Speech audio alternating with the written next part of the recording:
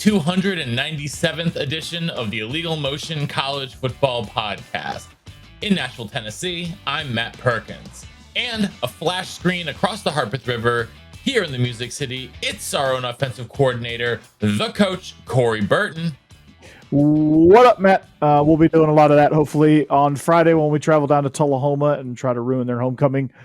And if you don't know, now you know. All right, well, now you know. Well, we can't get started without the third amigo in the second city, a man who is using his new Promethean board to scheme up better offensive plays than Brian Ferentz. It's our intrepid blogger from Big Ten and Counting, Josh Cook. Hey, hang on, you guys. 1 second. Aaron Judge is about to do something to baseball. Hang on. Oh, wait, he struck out again. No, not as Clemson hits the go-ahead score. Not at all. No, what's the point? DJ Ongulele back to pass and the wind and deliver. The 1-2 to Joe Judge. If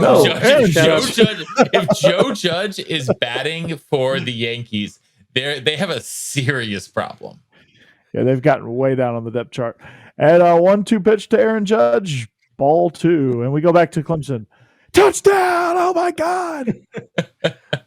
Shout out to the South Carolina media team. If you guys haven't seen this yet, it's incredible. The South Carolina tweeted out the best entrance in the sport, and it's Cocky getting ready during the 2001 Space Odyssey theme, and they're about to run out.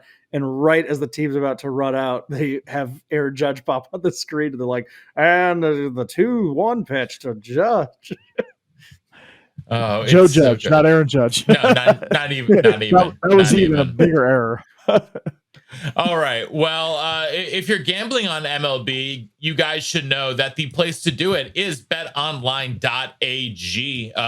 Whether it's MLB, NHL, NFL, or especially college football, you guys know that betonline.ag is the place for all of your sports wagering needs. BetOnline continues to be the top online resource for all your sports information, from live in-game betting to props, futures, and more. So head on over to betonline.ag or use your mobile device to join today and make your first sports bet. Use our promo code BELIEVE50, that's BLEAV50, to receive your 50% welcome bonus on your first deposit. That's BetOnline, where the game starts. All right.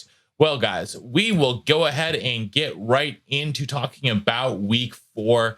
And I want to start in Winston-Salem, where we saw a barn burner of a game. Clemson came out on top 51-45. The big surprise, guys, was the fact that we saw the DG Ucla that we have been promised for 2 years. And he came out and looked great, 371 yards, 5 touchdowns. Josh, my question to you is this the big Cinco that we can expect to see going forward? Well, we start the show with a really underwhelming answer because all I can give you, Matt, is maybe. And the reason I say that is just what we wanted to hear right now, coming out hard. I got some stats to back this up. Okay. So, and the 1-2 pitch to Judge, it's all 2. I don't count the 2-0 here in the first inning. Clemson's schedule so far, they opened with Georgia Tech, who we know is awful. They just fired everybody. He had a sub 60% completion percentage of that game. Then they played FCS Furman, 78%. Then they played Louisiana Tech, who really isn't anything this year, sub 60 again. And Wake, we love their offense. We love everything about Wake, but their defense, their defense is kind of garbage. And he was at 63%. His career so far says no, that this will just be a nice game in his career, but maybe not anything turning over a new leaf, like his coach said. There's really nothing in this 4-0 start to indicate that he's made this gigantic leap just yet. And that's why it's a maybe right now. maybe Coach has seen more than I have with his trained eyes as an OC. Well, listen, what I wanted to ask Coach about was Clemson's offensive line, because they actually finally kept him upright. And I think that's, for me, that was the biggest reason he was so successful. They actually finally gelled as a unit. They did. And they're actually able to run the ball a little bit too. And I mean, DJ did some really, really nice things. But, you know, I think Josh is right to a certain degree. We got to wait until he starts putting up these numbers on a more consistent basis to really feel like, okay, is DJ back, or is this like what we promised, or was this just a nice game in a series of just okay? I mean, he's been better each and every game, but he's still not to the point where I'm just like, yeah, DJ Ucla, he's the answer for. I still think Cade Klubnik is probably ultimately the better quarterback at Clemson. Well, Coach, I mean, I don't disagree with that, but I don't know. That was tantalizing, man. That reminded me of that game that he had against Notre Dame back in 2020. And now do it again. But that's the issue. That's the thing. Now do it again. We're gonna talk about their game this upcoming weekend, because for everything that Wake Forest is on offense, their defense is nothing compared to what NC State brings. So we're gonna talk about that a little bit later. So we'll have answers with that as far as, okay, was that him just torching a bad defense? Is he that good? I mean, you know, they got off to a great start against Wake Forest. Mm-hmm. And, you know, they were up, I think, 14-0 at one point before Wake Forest answered, and then they went up 21-7. And then, you know, they just kind of kept that ball rolling. And then Clemson kind of went on a lull. Wake Forest came back. Both defenses just were on their heels all day long. And it was a really good game. I think two pretty good teams. Two really good offenses going at it. So sometimes that makes the defense look worse than it actually is. So we'll kind of find out, can Wake Forest defense stabilize more? But yeah. Well, a place that did not have the prettiest offense over the weekend, Coach, was down in College Station, Texas. And I mean, this was an ugly game. Arkansas, to me, lost this much more so than the Texas A&M won it. Do you agree with me, or do you think that Texas A&M sort of like took this and was the rightful winner of this one?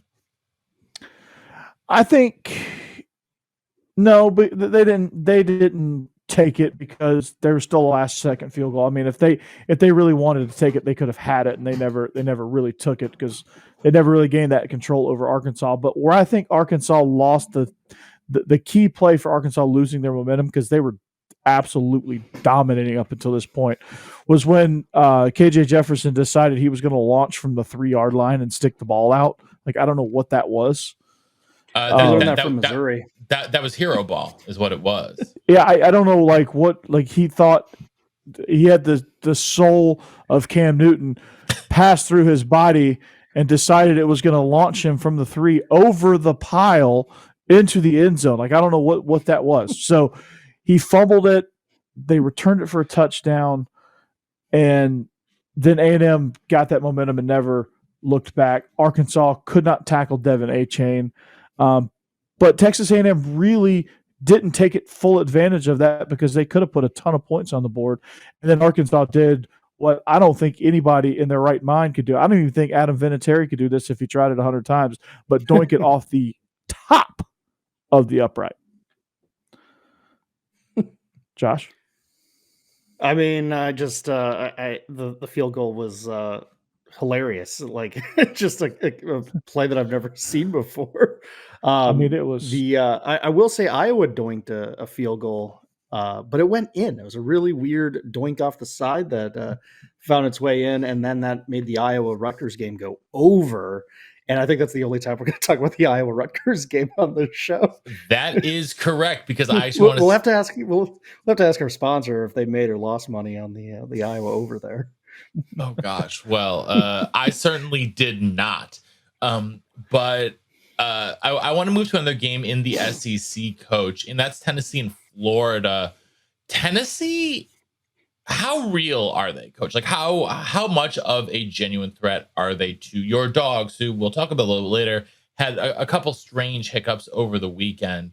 But I mean, obviously, I mean, Hendon Hooker he's pretty darn good in that offense. Brew McCoy is finally locked in.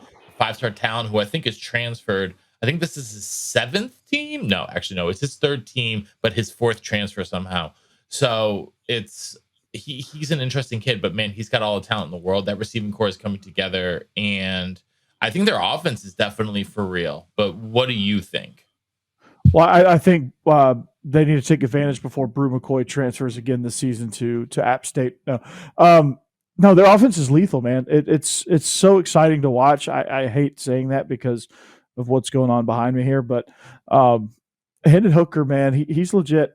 And this offense is scary. Their defense lacks a little bit of depth, and I think that could get them in trouble down the stretch because I think Georgia has a little bit more depth, and they're going to have a hard time stopping Georgia's offense, especially when they're clicking.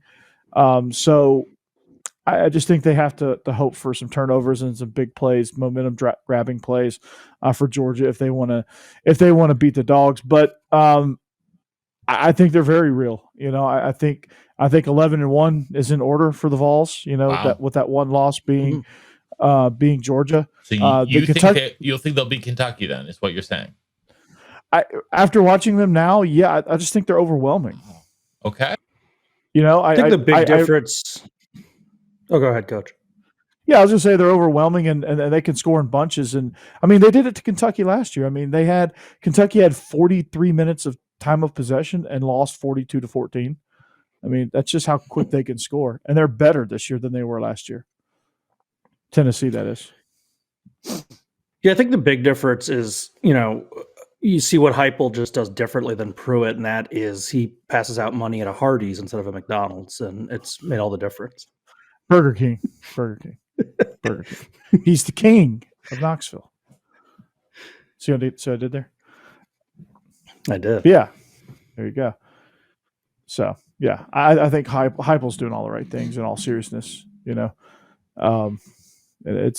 It's really, I genuinely believe that he is. And somehow, some way at hiring at the worst time after everyone else had already been picked over, they found a guy. They found a guy who fits and fits well. We were all kind of skeptical, and you know what? I'll admit, I was very skeptical, and I was completely for good wrong. reason. I think good reason. Yeah. He didn't do anything special at UCF, but you knew he had some pedigree. He's been in the league, so there was a chance. And they had no pressure on him because they were already really, really down. So yeah, and his offensive scheme it's working. It's absolutely working. He found the right guy. He found the right quarterback, and it's absolutely working. Hendon Hooker. Who would have thought? Hendon Hooker, upper tier SEC quarterback. Kind of crazy. Yeah, it's kind of crazy. Well, I mean, it goes to show you what the situation was really like at Virginia Tech. Yeah. Well, I mean, and apparently now getting worse. Not getting any better for the Hokies. That's for sure. Okay, let's head over to the West Coast. Josh, I want to talk quickly about Oregon and Washington State. Another great game out in the Pac-12. Pac-12 North quickly becoming maybe one of the best, or at least one of the most entertaining division in the sport. Josh, are they just entertaining, or are they actually good? Yeah, and just so our listeners don't send us a bunch of hate mail, we know the Pac-12 doesn't use division anymore, but we're talking about the collection formerly known as, the artist formerly known as the Pac-12 North. Matt, I think they're balanced, and that makes them entertaining. Okay. I'm not ready to call them the best. Oregon was obviously killed by coach's dogs. Oregon State choked late against USC. We could go on. Cal USC is supposedly at least a good team. I know. Cal, Cal's 3-1. They looked a little better against Arizona. UNLV's a surprisingly frisky team there in the Mountain West. So maybe Cal's win. 3-1. Yeah, they are. Yeah. Maybe Cal's win over them will look a lot better than it does right now. Obviously, Washington State has the nice win at Madison, and then the big obvious one, the Huskies. UW's been awesome with Michael Penix. So I think it's a really balanced division. I think it's a really entertaining division. I did run through. I was like, okay, if we stack this division, which no longer exists, but if we did, I got it better than the South. I think it's better than the Pac-12 South right now. On aggregate, yes, because Colorado and Arizona just drag things down so much. Arizona State, you mean, drags. Well, I mean, the entire state of Alabama. Arizona. Also, like Cal. We just saw also Cal. Man, we just I'm saw on a roll, Cal guys. run through Arizona. I know. So I got it better than the South. I got it better than the Coastal. Mm-hmm. Got it better than the Big Ten West. And I think that's where I draw the line. Okay. Yeah. I'm on a roll, by the way. I put Alabama in the Pac-12 and Joe Judge on the Yankees. So we're thriving here on illegal motion. It's okay, Coach. We know that you had a couple mini strokes during Kent State, so it's okay. Yes. It's okay. Okay, let's talk about the Big 12, not the Pac-12, and Baylor and Iowa State. That was a really interesting Cyclones. game. What do you think, Josh, accounts for the Cyclones' offensive struggles here? Josh, you mentioned last week on the show how strong their offense has been, and they couldn't really muster up anything sustainable against the Bears. No chunk plays. No chunk plays. No chunk plays. No, they couldn't, and we're seeing an alarming trend. So I ran through the Iowa game and the Baylor game. Obviously, they beat Iowa late, but there were some trends to this. 2 interceptions thrown in both games. Several quarterback hurries in both games. Against Baylor, he was sacked. Their quarterback, Deckers, was sacked. Let me check my notes right here. 4 sacks, not good. There we go. And then against Iowa, the running game just really didn't come together. And that points to a couple things. The offensive line play for Iowa State has not been good enough right now against top tier teams, and Iowa certainly has a top tier defense. Baylor has a very talented team.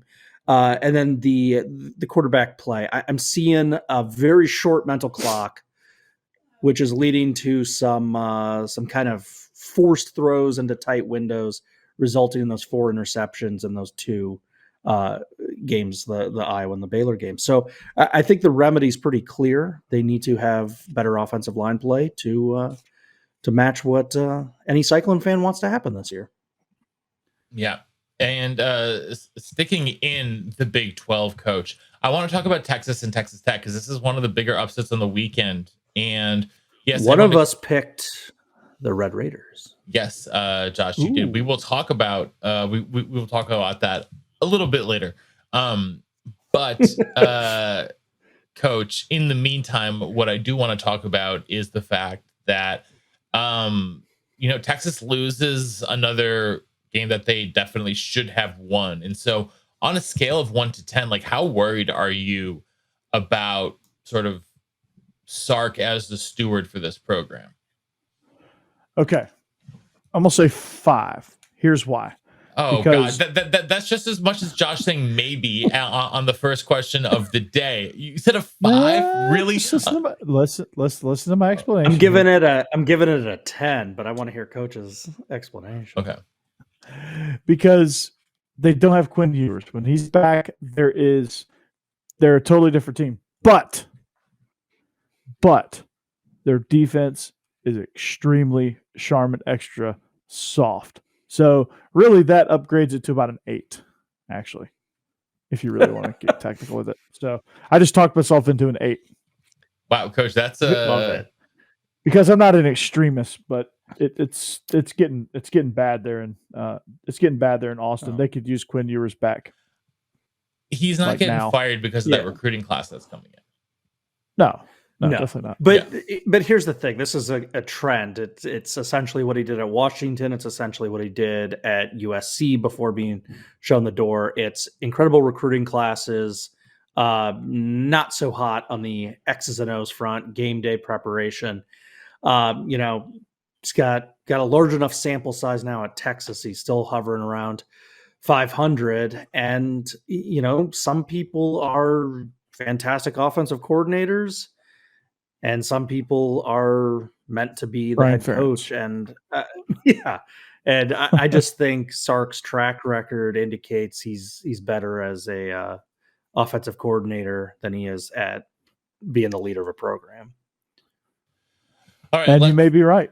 Well, let's talk about Josh. I want to talk about sort of, I guess, the one big Big Ten result over the weekend was Minnesota's thrashing of Michigan State, and we saw Michigan State lose pretty bad to Washington. But I think what Minnesota did to them was like 2 or 3 factors worse.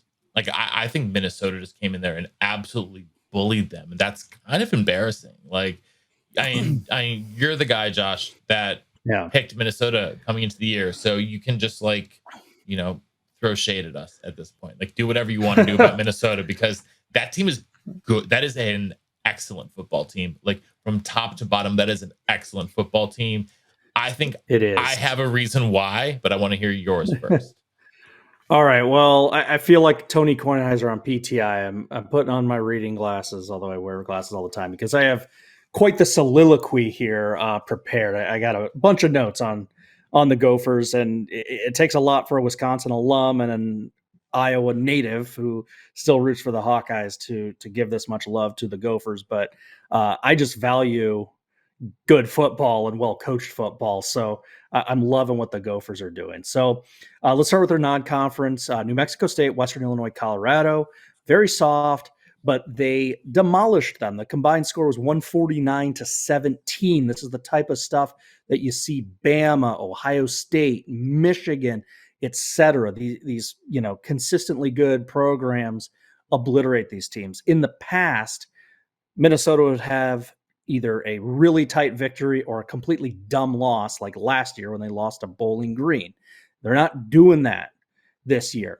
And then they go to Spartan Stadium. Michigan State has just had a terrible loss to Washington. Surely they've practiced hard all week. Surely they're anxious to get back out there. And the Gophers just flat out embarrassed them 34-7, and it wasn't even that close. When Minnesota was up 17-0, they were driving, about to make it 24-0, when they had one of their few mistakes on the day, on the season. Mohamed Ibrahim had a weird fluky fumble, and it cost them that drive. Then in the second half, Minnesota only had 3 possessions.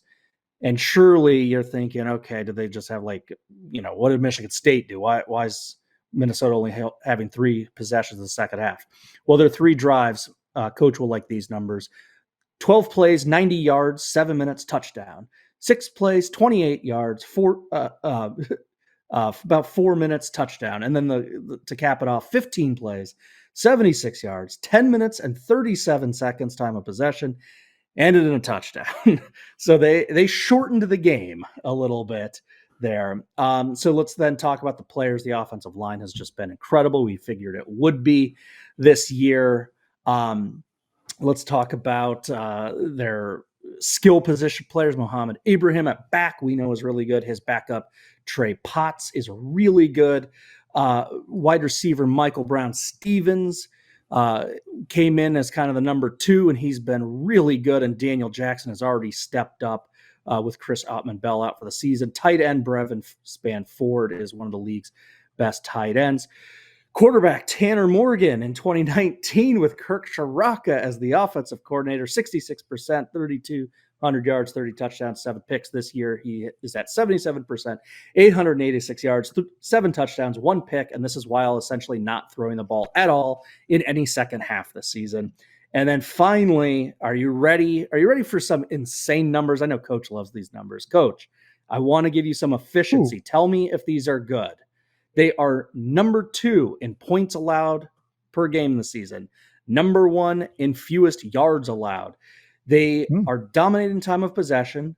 They are number 1 in first downs. They've had the most first downs of any college football team this year.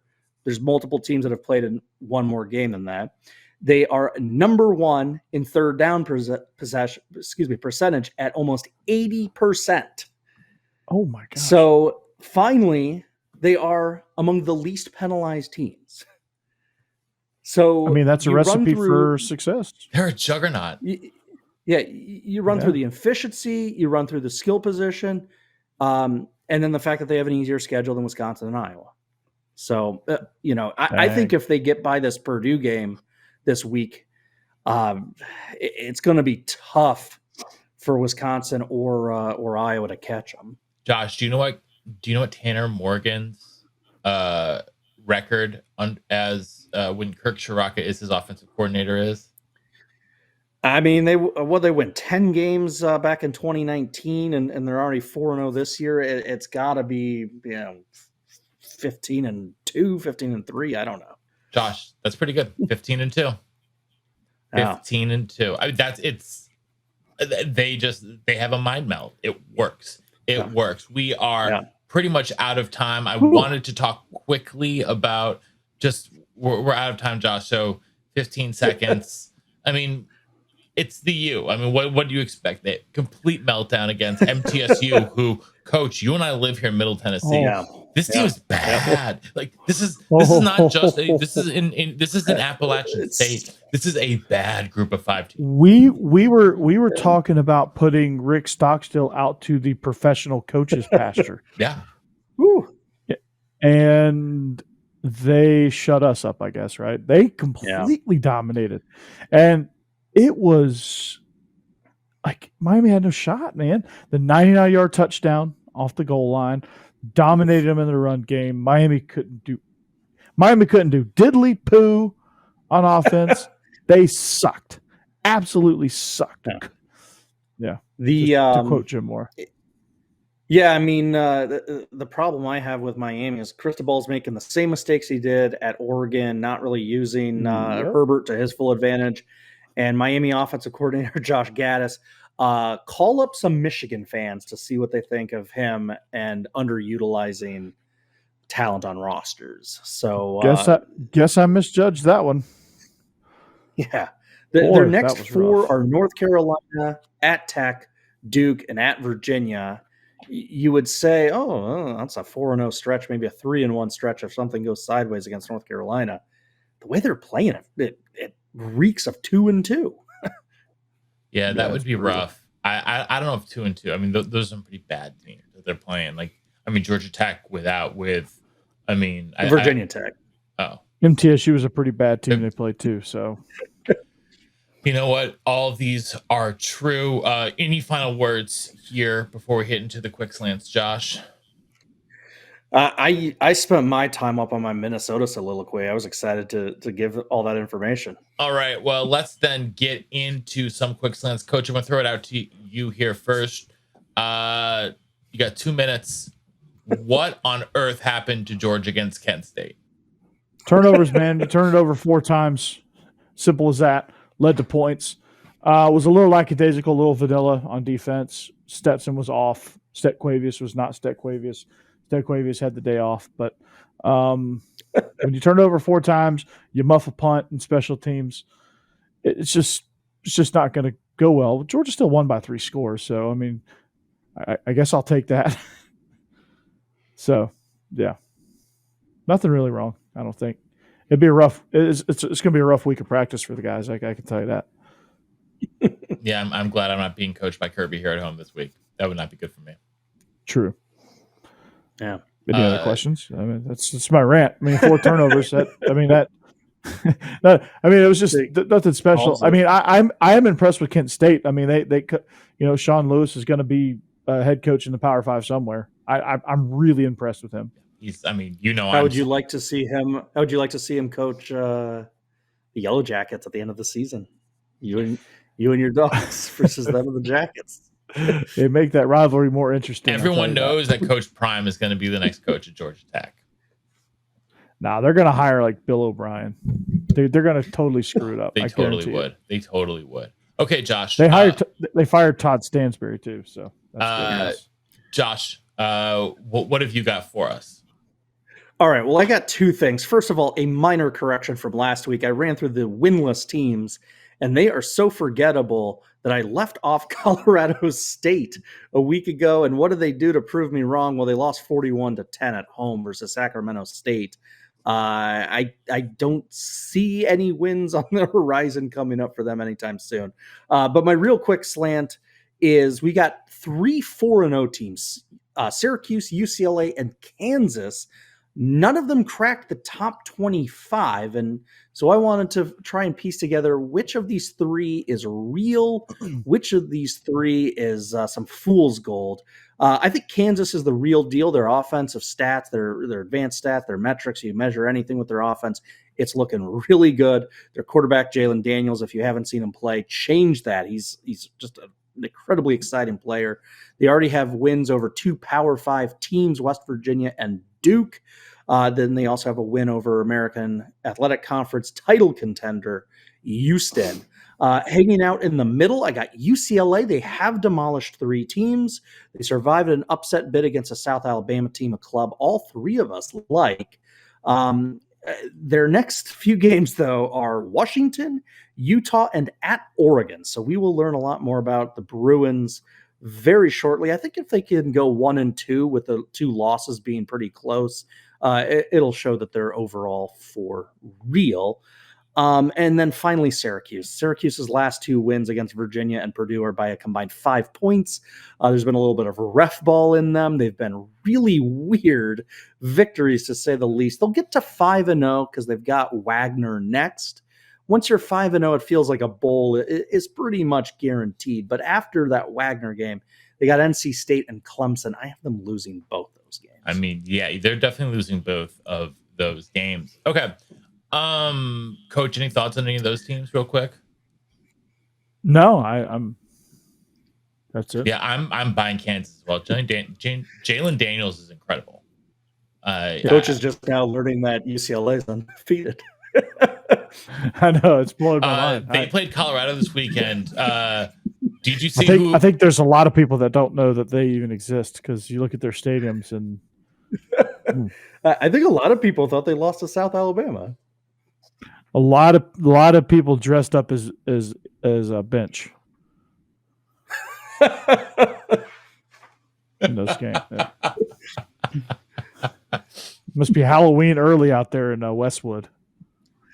Oh, I like that. I really like that. Well, they played against Colorado this past weekend. Colorado was starting Owen McCown at quarterback. Yes, there's another McCown playing quarterback. Okay. UCLA fans are like, what?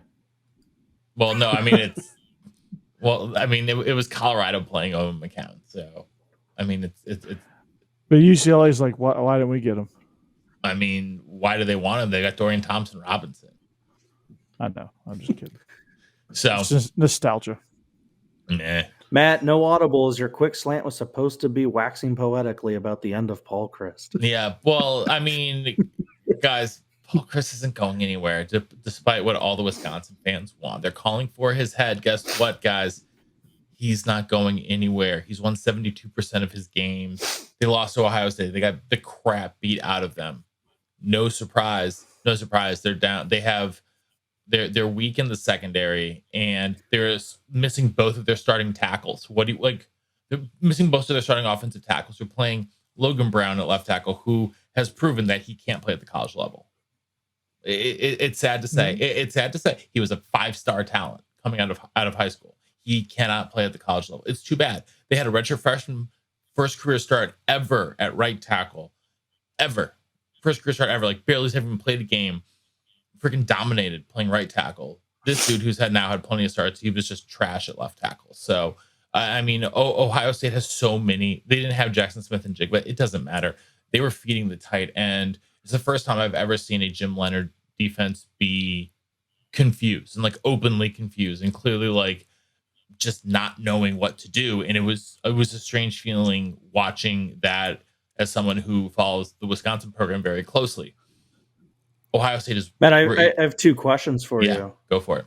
First one, is Paul Chryst dangerously moving into Bo Pelini zone of you'll win 9 or 10 games each year, but you lose the 2 or 3 that really matter from winning. Josh, why do you say moving into? Dude, he's been there. That's true. He's been there. He's been there for years. Except the difference is that he will get to 11 wins sometimes and not be stuck on 9. And my other question is, how poetic would it be? Former Iowa great Brett Bielema with a Tiger Hawk tattoo, coached at Wisconsin. What about Badger legend? Probably has a Motion W tattoo somewhere. He doesn't. Jimmy Leonard. Jimmy Leonard replacing Kirk Ferentz and becoming Iowa's next football coach. Listen, be good for Iowa. The chatter, Bizarro world. The chatter around town is that everyone wants Lance Leopold. Everyone wants Lance Leopold, and they want Lance Leopold now. And I don't blame them. He has roots in the state. I also don't think Lance Leopold is the answer for Wisconsin. So that's a different story, though, for a different time. Bill O'Brien is. Bill O'Brien is only the answer if the question is who is the former Penn State coach who made 5-star can't miss talent Christian Hackenberg and also ran in the Big Ten East. Let's move on then to week 5. I don't really have anything else to add there on Bill O'Brien or Ohio State or Wisconsin because honestly there's not a whole lot more to say. I want to move on to week 5 where the game of the week, guys, and we all know it. We all know where it's going down. NC State, Clemson. NC State, my pick to make the college football playoff. I have them running the table, and that means winning this game. This is the matchup. And Josh, I'm curious. I think both of these teams have very good defenses, so I'm curious for you to look at which of these quarterbacks is going to have a better chance against the opposing defense, which is going to be the best one they faced all season. Yeah, that's an exciting matchup to say the least. And I think, Matt, you're going to like my answer. Because Clemson's defense was all sorts of discombobulated against Wake. They're young in the secondary. There are a lot of blown coverages.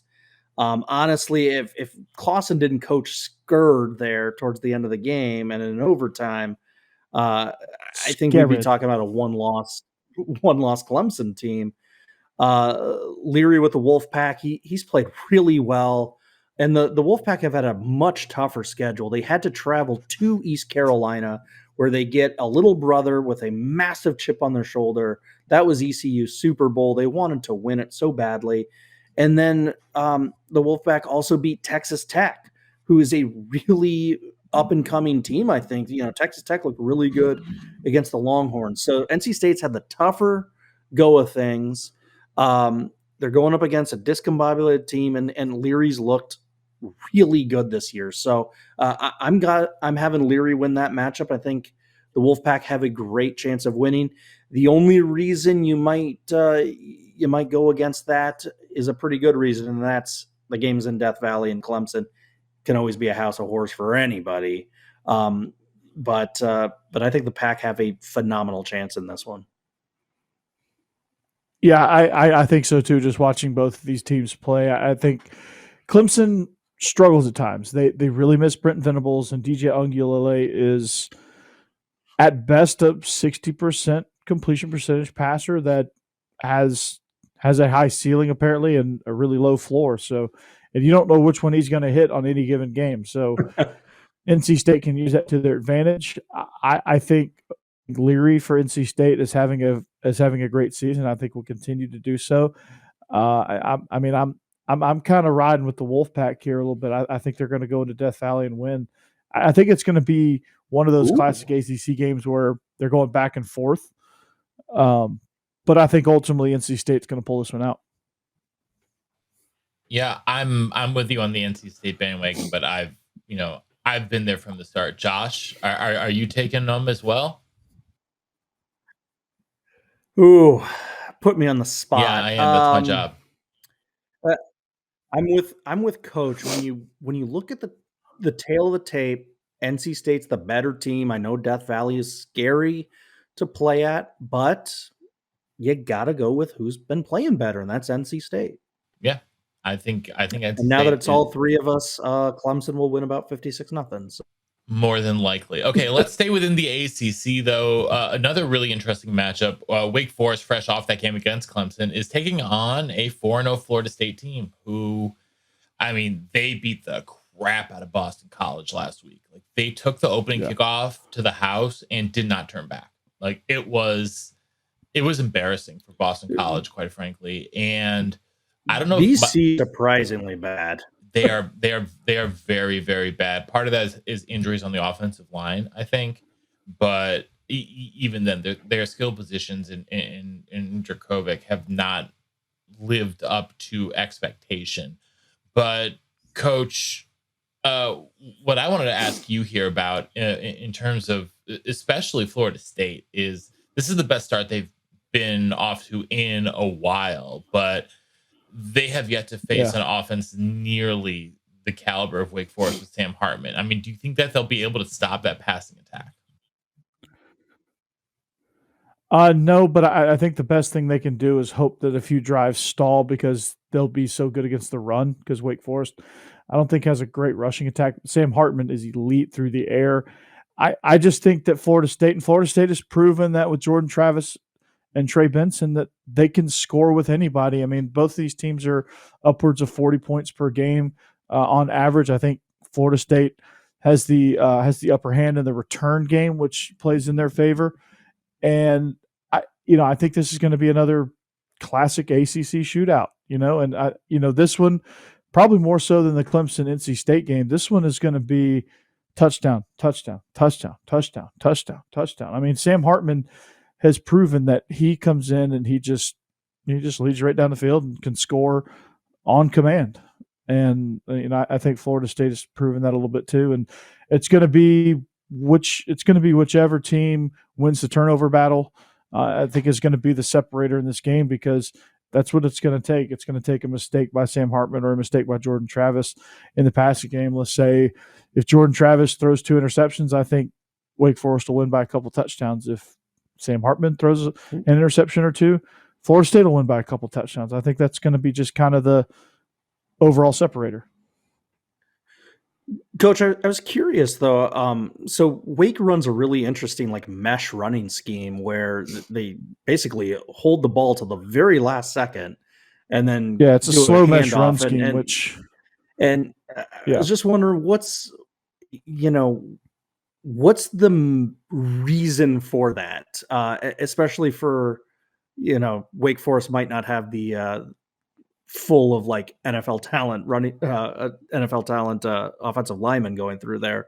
It seems very risky that you could have a lot of tackles for loss running that system.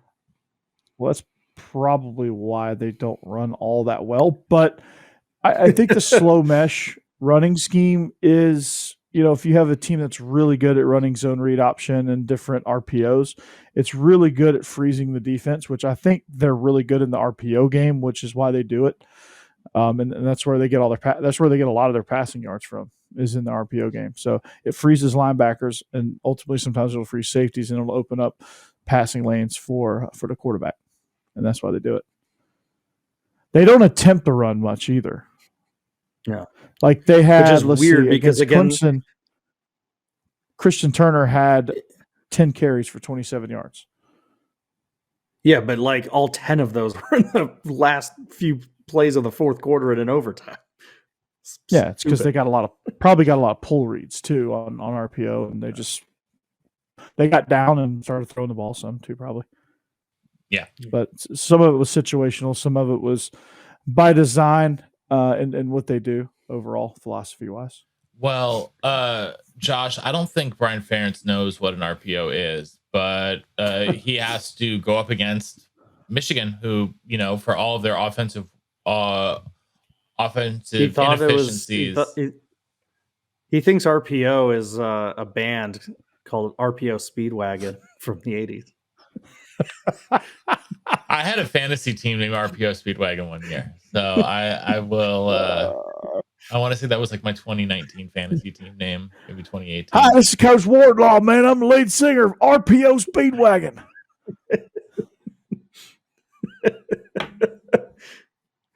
It's our. Wait, hold on. Coach, do you know what their favorite play is?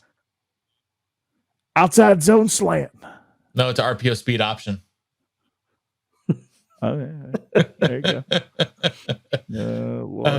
Got to get a dad joke in there somewhere. Okay, Josh. Well, speed option is also not on the menu for the Iowa Hawkeyes this weekend. I mean, how are they? Can they move the ball against a top 5 Michigan team? No. What's their chance?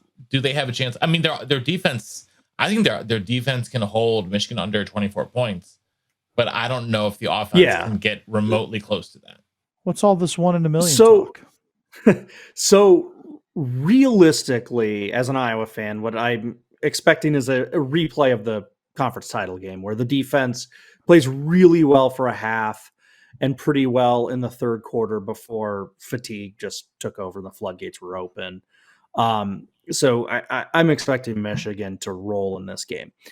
However, to play the upset card and make the show a little bit more interesting, what can Iowa do? Well, first of all, recreating what they did against Rutgers will go an extremely long way. And if you didn't see that game, they had 2 defensive touchdowns, a pick 6 and a scoop and score.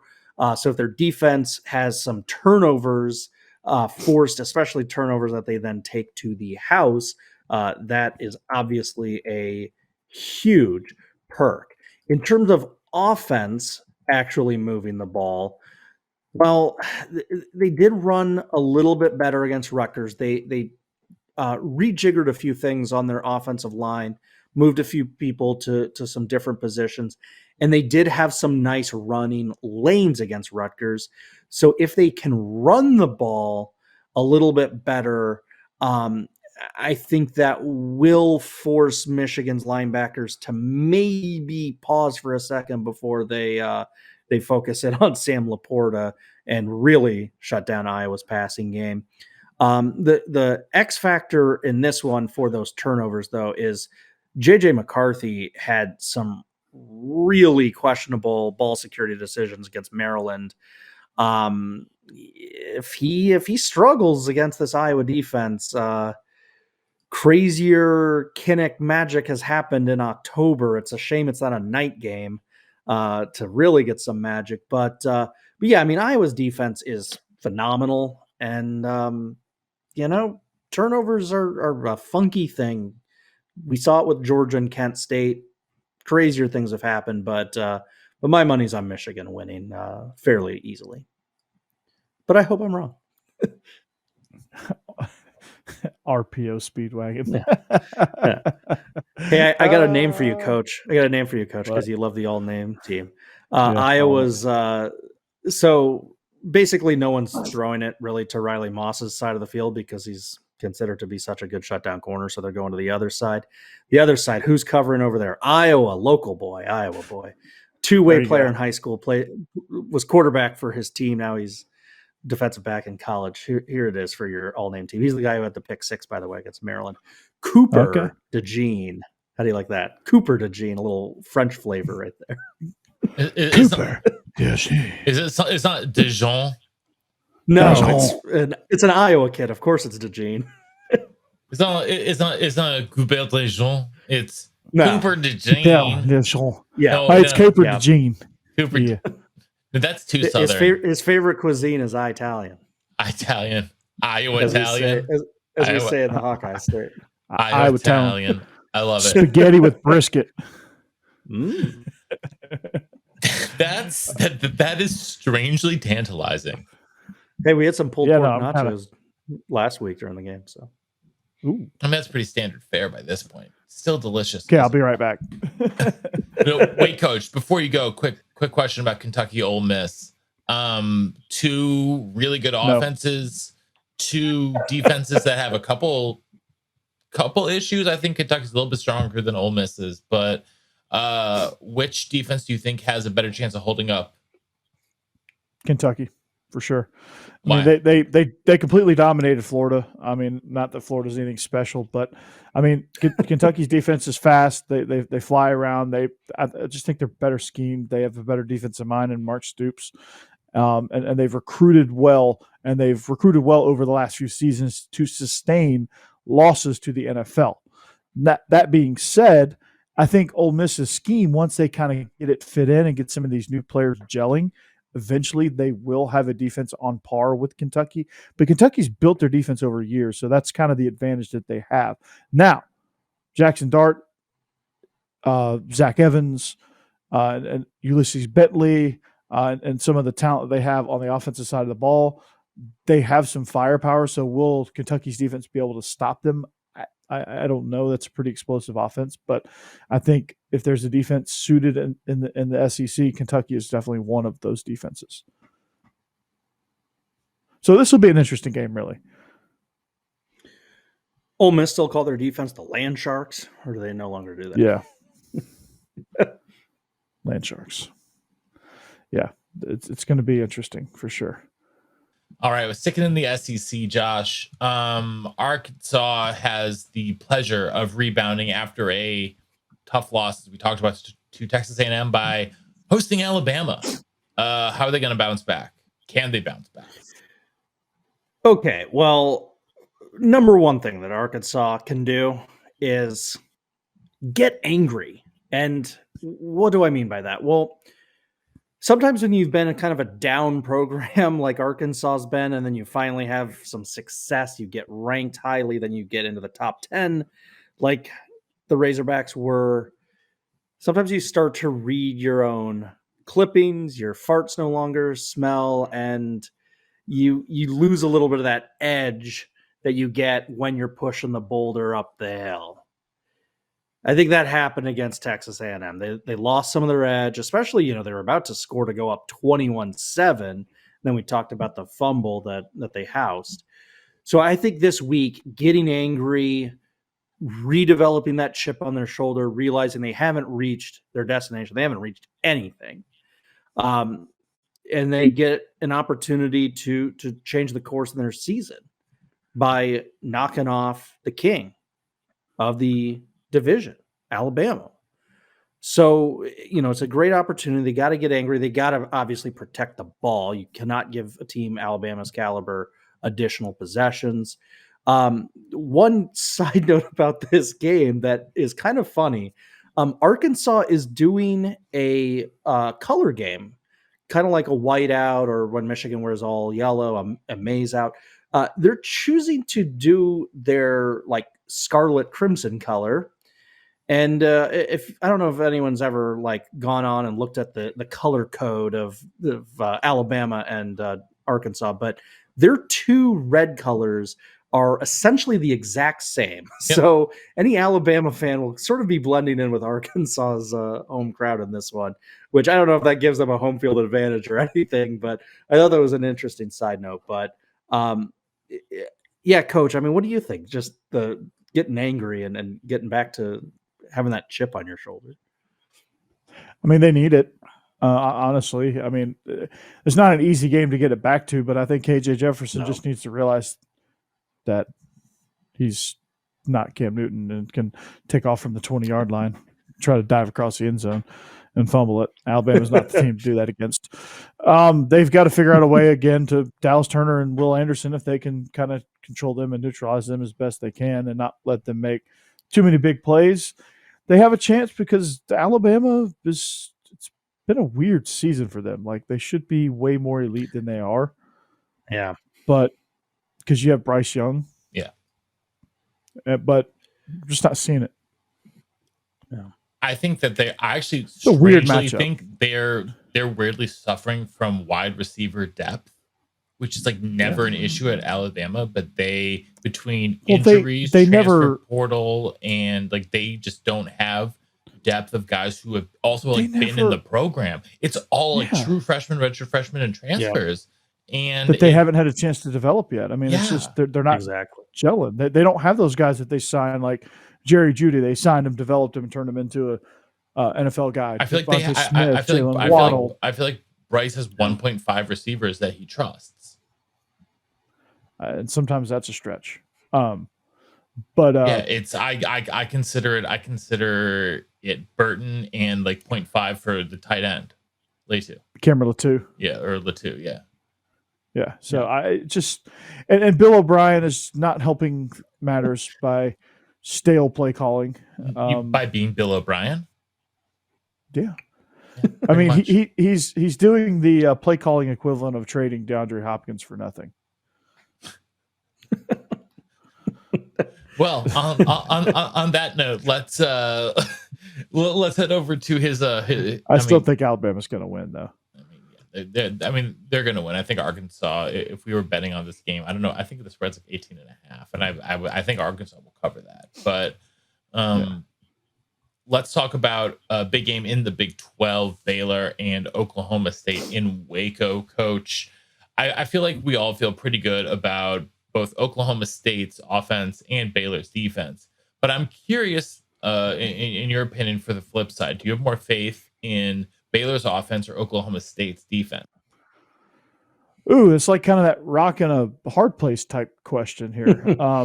Because one side, you got a quarterback who hasn't really figured out how to play quarterback yet at the college level. Chapin. And then you have a defense that's led by Derek Mason, who is Derek Mason.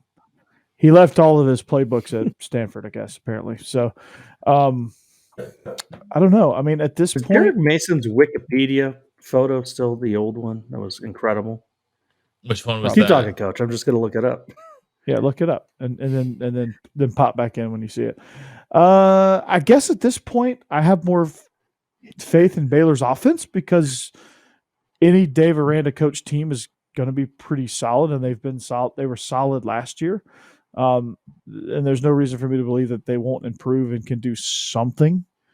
But I mean, Oklahoma State has athletes, and their defense flies around a little bit, and they will make some plays just by virtue of being in the right place at the right time.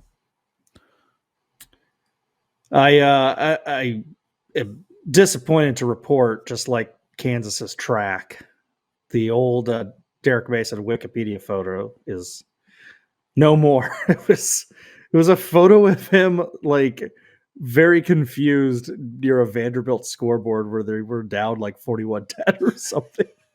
It was a hilarious all-time Wikipedia photo. So it's basically, and I think it was slightly out of it was like out of focus too. So it's basically what you're saying is your standard Saturday at Vanderbilt Memorial Stadium.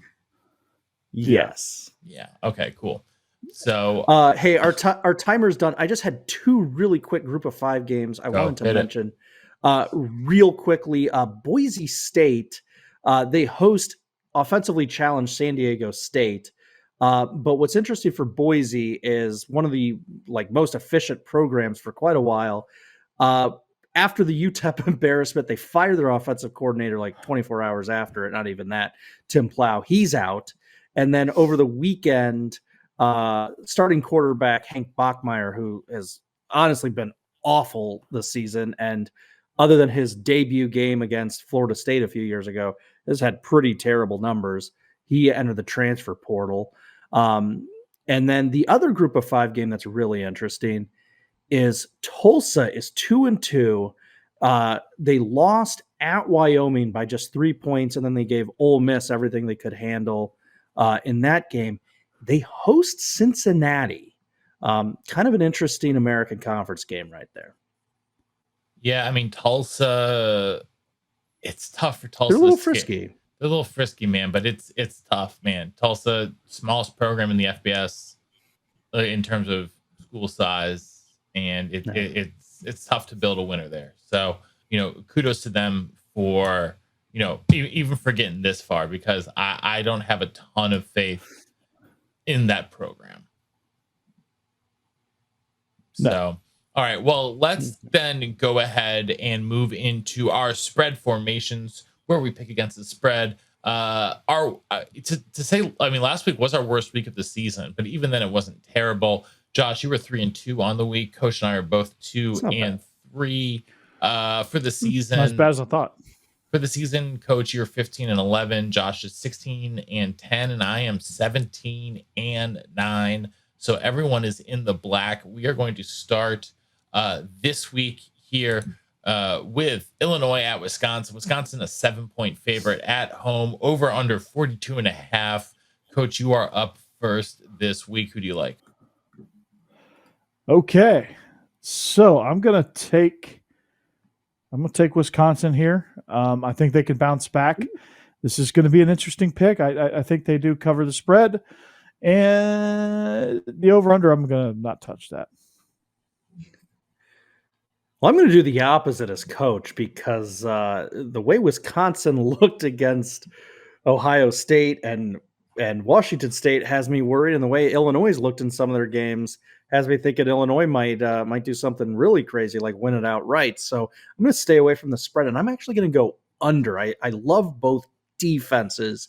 I know Wisconsin just had a litany of issues that Matt ran through, but they will have had a whole week to practice, a whole week to iron some things out. I don't think Jimmy Leonard's defense will be as confused because Illinois runs a really standard Brett Bielema, line it up, run right at you type of offense. So I'm liking the under in that game.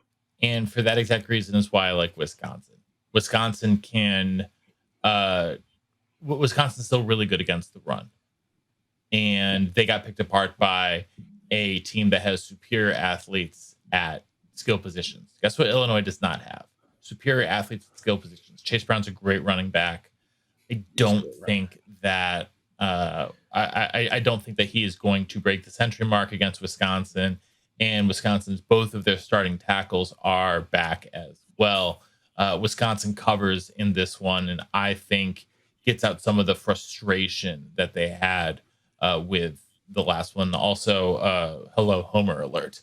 Let's move on to a really intriguing Pac-12 after dark on a Friday. Washington at UCLA. Washington 3-point favorites in the Rose Bowl, over under 66, coach. Pac-12 after dark. All right, Washington, they're hot. They're red hot. UCLA is also undefeated. This so hot right now. Nice, so hot right now, like Derek Zoolander. And both teams off to a really, really good start. But unfortunately, the dream has to end for somebody, and that dream is going to end for the UCLA Bruins. Okay. I'm going to take the under, but I'm also going to take Washington to cover -3. Josh. Is the over-under points or fans for this one, Matt? It's actually both in this one, and that's just UCLA fans. They're expecting about 25,000 Washington fans. Yeah. Well, I'm fully on board with Coach taking Washington. I think Michael Penix Jr. is fully healthy, has a great offensive head coach who is, giving him more than enough opportunities to succeed. So I got Washington covering. I am going to differ with Coach. I'm actually taking the over. I could see Washington putting up about 45 points in this game. So I'm liking the Huskies, and I'm liking some points being generated. I'm not touching the spread, but what I am touching is the over, and I'm cranking that over because I don't think UCLA has the greatest defense in the world, but I also don't think that Washington's defense has been tested by an offense that is nearly as efficient and can exploit those inefficiencies once they go into no huddle like UCLA. So I think this is going to be a high scoring affair. Give me the over all day. Let's head over to the ACC, coach, where those 4-0, we talked about it a little bit earlier. I'm going to make you pick on it now. Florida State is a 7-point favorite at home against Wake Forest. The over under is 65. Coach, where are you at? This one's tough. I'm going to take Wake Forest and the points because I think even if Florida State can win, it's going to be a close game, kind of like what the Wake Forest Clemson game was. And I'm definitely going to take the over here also as well. So I'm going to take Wake Forest, the points, and the over. Josh. So I have two things about this game. If you are following the weather, there's a little storm coming to Florida that could impact things. This game is still being played for Saturday. Most of the other games that have been impacted by this game, they've tried to move around Some games move into Sunday, some games move into other days. If you wake up on Saturday and the forecast is awful in Tallahassee, points might be at a premium. You might want to quickly slip in an under bet. Assuming the weather is fine, and that's why they haven't moved the game, I am in total agreement with Coach. I actually like the points in this game. I think Wake is more than frisky and can hang around in this game, and certainly has the offensive chops to pull off an upset. Oh, All right. I'm gonna regret it, but I'm gonna take the Noles just purely based on gut and for literally zero other reason. So I want to move quickly to Oklahoma. Is that gut feeling their old 90s jerseys that didn't cover up their stomach? Yeah, me, me, Warwick Dunn, and Deion Sanders all have the same jersey and clearly the same physique. Yeah. Deion Sanders, next Georgia Tech coach. Yeah. There you go. All right, let's head over to the Big 12. Oklahoma is only a 6.5 point favorite at TCU, over under 68.5, Coach. Despite the loss, I'm going to take Oklahoma here. I know they got dominated by Kansas State, but I just don't think TCU has anybody like Taylor Martinez, Adrian Martinez, Deuce Vaughn, whatever Martinez brothers at Kansas State at this point. Joe Judge, Alabama in the Pac-12. I don't know. Pedro Martinez, Randy Johnson, the big unit. No, I'm going to take Oklahoma. I think this can be a good bounce back game. I mean, even though they lost, I think Dylan Gabriel looked good in the loss. At times, he's a leader out there. He can run with the football. He can make things happen. I think they go on the road and get it. I like Oklahoma minus 6.5. Josh. Yeah, I think this is a pinch of overcorrection. They saw that Oklahoma lost and a little panic. So Vegas is thinking, hey, we can get some nice action on this game, having it be under a touchdown. TCU, I mean, they got by their rival SMU, but they gave up a lot of yards and points in that game, and Oklahoma certainly has no issues moving the ball up and down the field. So I'm in total agreement with Coach. I got Oklahoma covering. So we all have Oklahoma covering, so that means TCU is definitely winning outright. Okay. Finally, TCU's got to kick their ass. Colorado at Arizona. Colorado, we've determined, is the worst team in Power 5. They're so bad that they make Arizona a 17.5 point favorite at home. Over under 56 here, Coach. I don't know what's worse, that Colorado is this bad or they're so bad that Arizona is a 17.5 point favorite. I mean, I think that's because they're bad too. That's the most damning part about it. This game's gonna be hard to pick because these are two bad football teams. But now I'm gonna go with Arizona here. I mean, Colorado is pitiful, and they will continue to be pitiful. And Arizona will win by 3 touchdowns.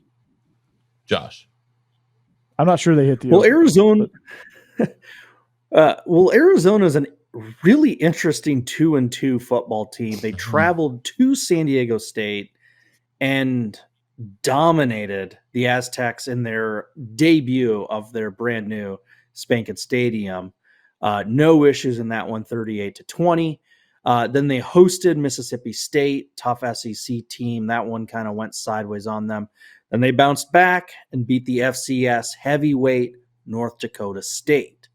And then they struggled with Cal. So the trend indicates that they go good, bad, good, bad. So they're due up to be good against a really bad team. I'm taking Wildcats to bear down and cover this spread. All I know is I'm taking the over here. I think Arizona could score. We know they can score. Colorado put up a couple points. I think that, I think McCown, they had something at least. They scored something, but also there's a good chance that Arizona scores 45 by themselves here. So I like the over here in this game. I like a lot of offense in this one as well. So that is going to wrap up our spread formations. Any last words before we finish out the show, Josh? Well, ending with Colorado, we mentioned McCown's son playing for Colorado, freshman getting the start. Not the only NFL legend's son, former Northern Iowa great Hall of Famer Kurt Warner, his son EJ Warner, starting now for Temple. They've had some offensive line issues, so they went with him to be their new starter because he's got the quickest release on the team. Looked kind of decent in his first start at times against Rutgers and then against Massachusetts.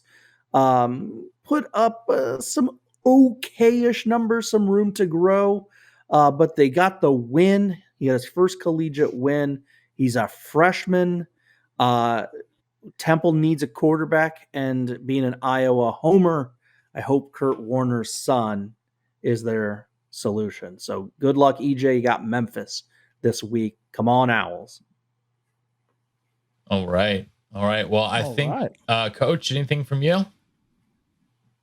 No, go Dogs as they take on Missouri. And Matt, we need a name for our cornhole team that we're going to take in my neighborhood cornhole tournament. Yeah, Coach and I are going. Coach and I are in a cornhole tournament this weekend between the Wisconsin game and the Georgia game. So we will be we'll be cornholing it up. So the great cornholios. So we will figure out a team and report back on that and our winnings. I don't know what we win, Coach, but I hope I have no clue what we win. I hope I hope it's consumable. So yes. So we will report back on that next week. And so until then, on behalf of our own offensive coordinator, the coach Corey Burton here in Nashville, Tennessee, and our intrepid blogger from Big Ten Accounting, Josh Cook, up there in Chicago, Illinois, this is Matt Perkins in Nashville, Tennessee, saying so long and see you next time on the Illegal Motion College Football Podcast. Goodbye. Have a great night.